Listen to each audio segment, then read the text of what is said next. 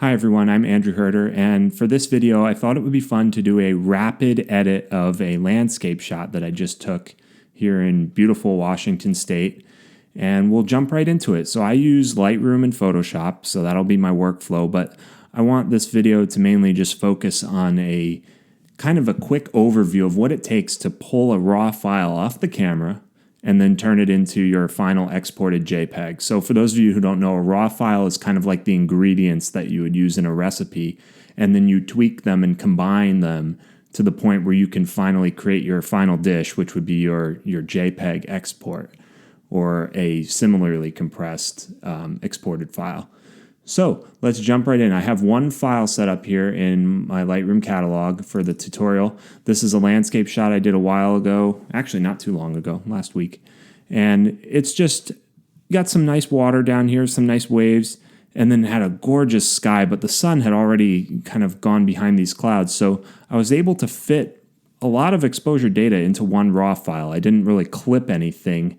As you can see on the histogram here, from shadow to highlight, I have not really clipped too much. So I should be able to make I should be able to use one raw file for this composition and not have to stack in layers. So let's jump right in. So the first thing I do is I enter and I go into develop mode on the photo. And what I first apply are lens corrections. For almost every photo, we enable profile corrections for the lens I used, which will eliminate distortions, and then I remove any chromatic aberration from the photo. Next, I go into my detail, which involves your sharpening, and I always sharpen a little bit at the beginning just to get a feel for it, but I mask heavily, so we're only sharpening areas where you have hard edges in the photo, so we're not creating extra noise up here in the sky. And then that's about it. I'll usually apply a little noise reduction right off the bat if I know I'm going to be brightening up some dark shadows. And in this case, you can see this photo looks very flat off the camera. This is just the raw data without any adjustments yet. So it's very blue and very flat, but we're going to change that. Okay, so I've kind of got some of those bookkeeping things out of the way that I always like to start with. Now the next major thing I do is I set my white and black points. That'll give me the widest range that I can fit kind of between these bars in the histogram here. I like to set those points right at the beginning so I know what I'm clipping and what I'm not. So I'm masking off the photo right now, and as I slide my white slider, this is going to adjust where the whitest pixel in the photo is. So as I start to see detail come back here in the photo with this masking, this is where I'm losing image data. So I obviously don't want to lose image data, so I'm going to pull this back to the point where I just don't see any clipping happening, which is right about here, and then I'm going to let go.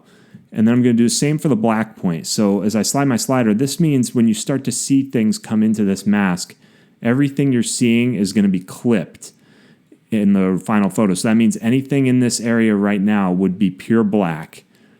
So I'm going to pull it back to the point where I don't lose any blacks because I want to have enough shadow detail.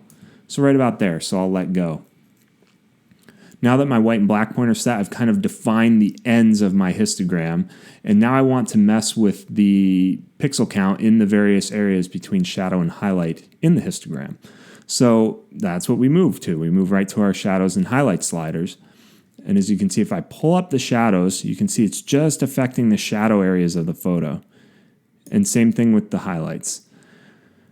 So what I like to do for landscapes is bring up the shadows as much as I can and bring down the highlights. And we get, again, more of a flat image, but we're going to correct for that.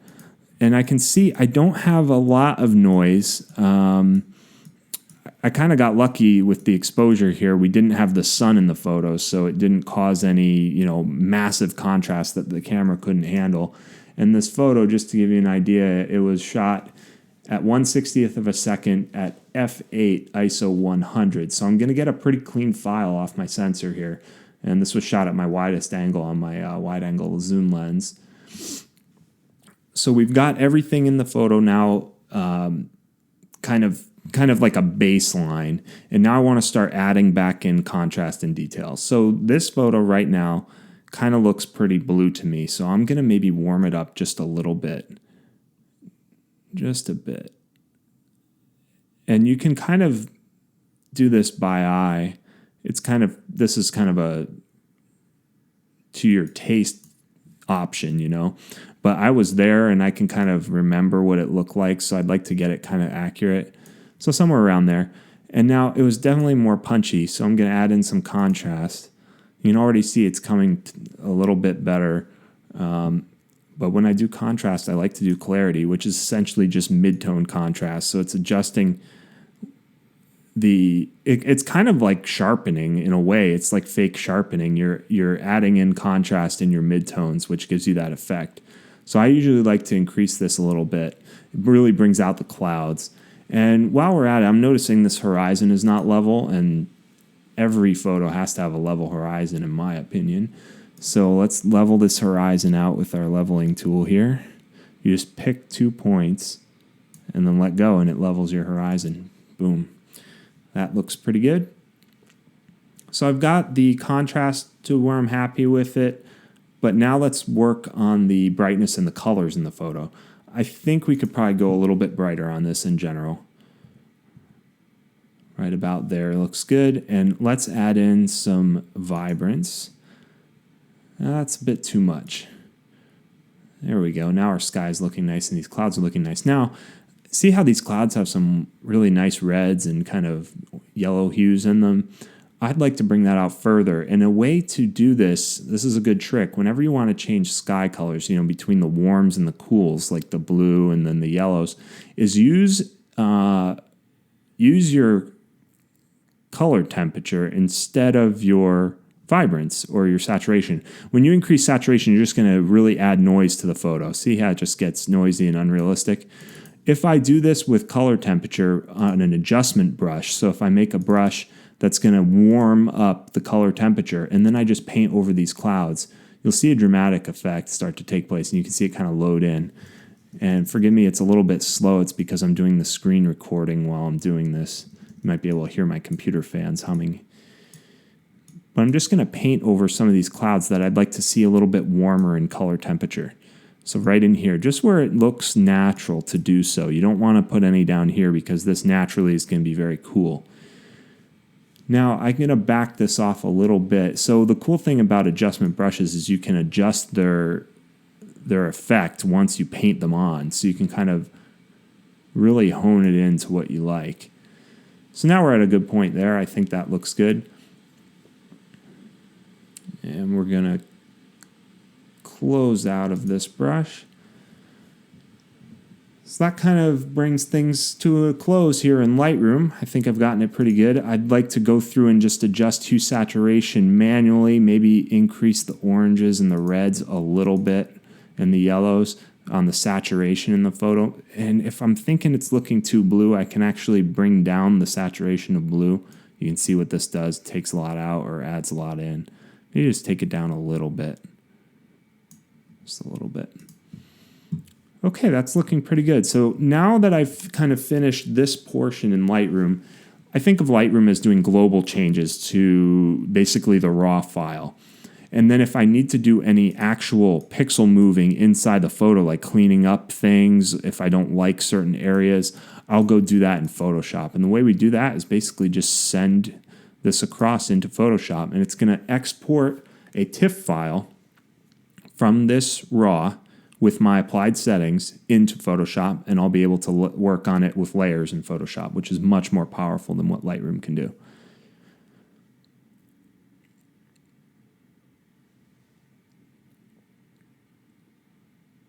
Okay, so we've loaded in our background layer straight from Lightroom. And now what I always do is I create a new layer on top of this, and I just call it cleanup. And what I do is I go in with my clone stamp tool and I clean areas of the photo that I don't like. So let's zoom in kind of far. And this is where you can become very meticulous if you like. But I need to remove dust spots from my photos. Now these are just caused by dust on the sensor of my camera. So I'm going to go into my clone tool here and just see this dust spot right here. That's what I'm talking about. I'll just clone from here and just kind of, oops, I have to adjust this to work on all layers. You need to make sure your clone stamp is working on all layers if you go into a empty layer, because then it'll go and pull from the background layer. So I'll just take a sample from there and just edit out these dust spots, just like so. I can see another one right here, so I'll edit that one out. Zoom in a little farther. Oh, I see one up here. Get rid of that.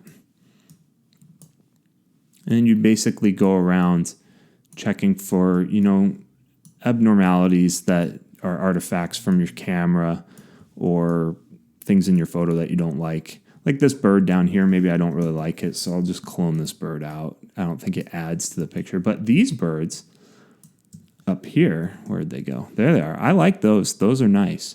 So we'll leave them in. Now this photo was kind of clean, so I'm not going to do a whole lot, but for the purposes of this tutorial, I think it serves its purpose. That was redundant. But what I can do is now pull that back, file, save. Now this will save a file right back into the folder in Lightroom where I was, and it'll be right alongside my raw capture. So as you can see, they're grouped into a stack. Here is the CR2 from the Canon, and then here is the TIFF, which I exported. And now all I need to do is export this with my current metadata settings and my watermark, and that'll throw it on my desktop. And once we get there, I can open it up, and that's our finished landscape. So this is kind of a simple, very simple workflow of what goes into a landscape. Some of these take hours to do. If I was going to print this, I would take a lot more time to make sure there was no noise, and I would remove any if there was. But this is just a quick tutorial of how I do a landscape in my workflow. Thanks for watching.